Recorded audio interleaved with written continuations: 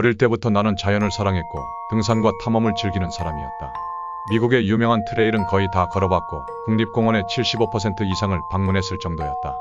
하지만 점점 더 익숙해진 길에 흥미를 잃어가면서 새로운 탐험 방법을 찾아야 했다. 그래서 시작한 게 구글 맵을 활용한 탐험이었다. 지도에서 이름 없는 거대한 숲을 찾아 무작정 걸어 들어가는 거지. 길을 잃지 않기 위해 직접 만든 작은 스티커를 나무에 붙이며 길을 표시하고 돌아올 때 하나씩 떼면서 흔적을 남기지 않는 방식이었다. 덕분에 길을 잃을 일이 거의 없었지. 하지만 이번엔 사정이 좀 달랐다. 이번 탐험지는 코네티컷에 있는 더들리 타운이라는 유령 마을 근처의 숲이었다.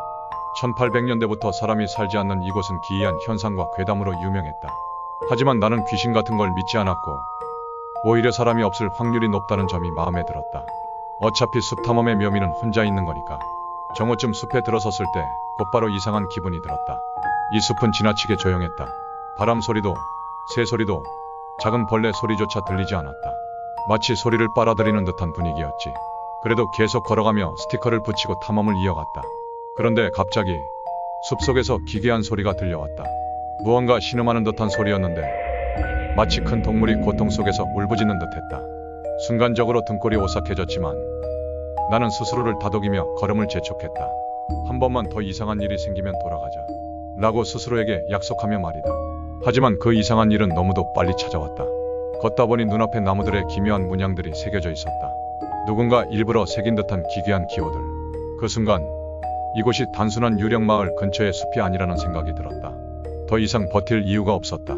나는 곧바로 돌아가기 시작했다. 하지만 얼마 가지 않은 내 길 표식들이 이상한 높이에 붙어 있는 걸 발견했다. 원래 어깨 높이에 있어야 할 스티커가 허리 높이에 붙어 있었던 것이다. 누군가 내 표식을 일부러 옮긴 것이 분명했다. 순간적으로 심장이 쿵 하고 내려앉았다. 내가 길을 따라가게끔 유도하는 무언가가 숲속에 있다는 뜻이었다. 나는 뒤도 안 돌아보고 달리기 시작했다. 휴대폰을 꺼내 위치를 확인하려 했지만 신호가 끊겼다. 그러던 중 다시 그 기괴한 신음 소리가 들려왔다. 이번엔 훨씬 더 가까웠다. 마치 내 바로 뒤에서 울리는 듯했다. 나는 미친 듯이 뛰었다. 나뭇가지가 얼굴을 스쳐도 신경 쓸 겨를이 없었다.